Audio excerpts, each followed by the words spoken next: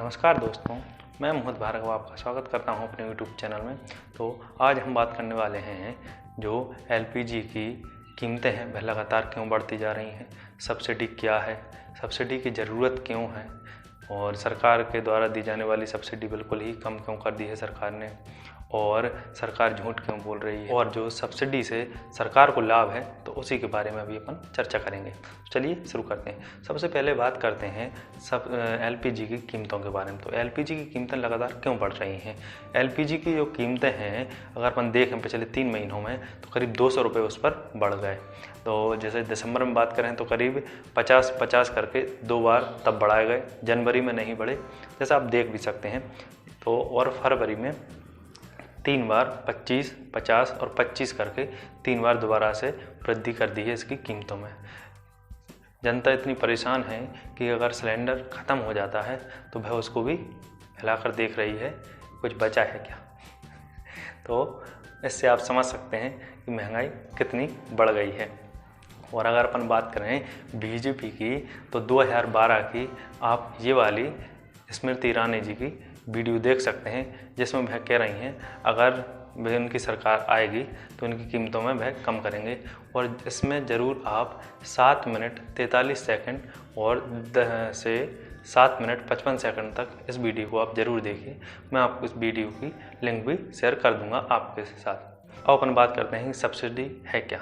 तो सब्सिडी एक प्रकार की सरकार के द्वारा दी जाने वाली वित्तीय सहायता है जिसके माध्यम से जो गरीब जन हैं वह अपनी वांछित ज़रूरतों को पूरा कर सकते हैं, जिससे उनके लिए उनके दाम कम हो जाएंगे। तो सब्सिडी की ज़रूरत क्यों है।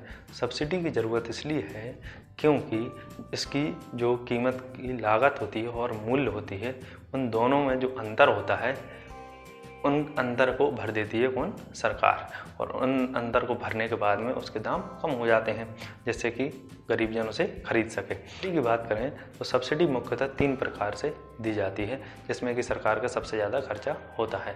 अगर हम बात करें खाद्य की, खाद्यान्न की और पेट्रोलियम की, तो पिछले चालू वित्त वर्ष की बात करें तो करीब कोरोना के कारण 5,96,000 करोड़ रुपए सरकार ने खर्च किए हैं सब्सिडी पर। और अगर अपन बात करें इनके लिए आवंटित हुई राशि तो पिछले वर्ष जो आवंटित हुई थी राशि वह थी 3,27,000 करोड़, और लेकिन इसको बढ़ाकर कोरोना के कारण इनको बढ़ाना पड़ा। और अगर अपन बात करें इस वर्ष 20 और 22 के लिए तो इसके लिए आवंटित की गई है 3,35,000 रुपये राशि, जैसा कि आप देख सकते हैं। अब लेकिन सोचने वाली बात यह है कि जो पेट्रोलियम की राशि है वह सरकार के द्वारा कम कर दी गई है। पिछले वित्त वर्ष में जो राशि थी वह थी करीब 39,000 करोड़ रुपए पेट्रोलियम के लिए सब्सिडी देने के लिए, लेकिन इस वर्ष सरकार ने 1/3 पेट्रोलियम की जो सब्सिडी की राशि थी वह बजट में कम कर दी है।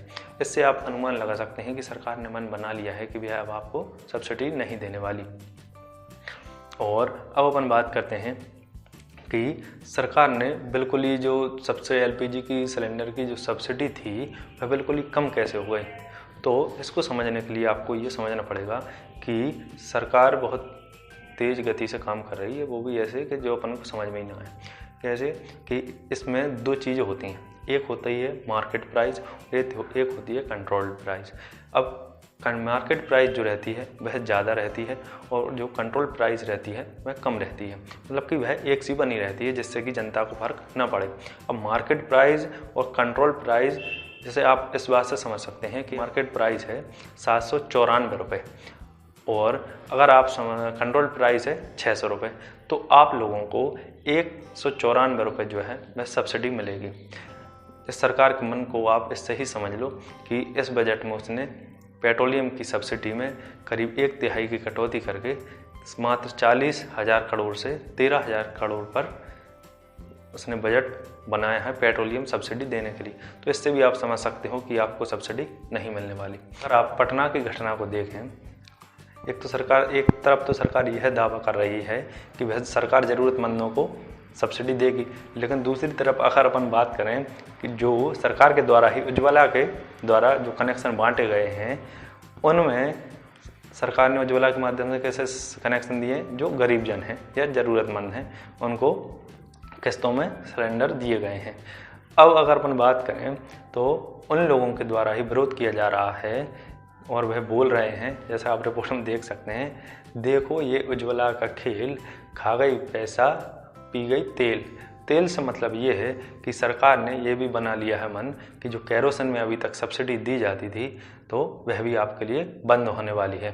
सरकार का इस पर तर्क ये है कि और चूल्हे जलाने के लिए दी जाती थी केरोसिन सब्सिडी, तो अब एलपीजी की सिलेंडर पहुंचा दिए गए हैं जिससे कि केरोसिन में सब्सिडी बंद कर दी गई है।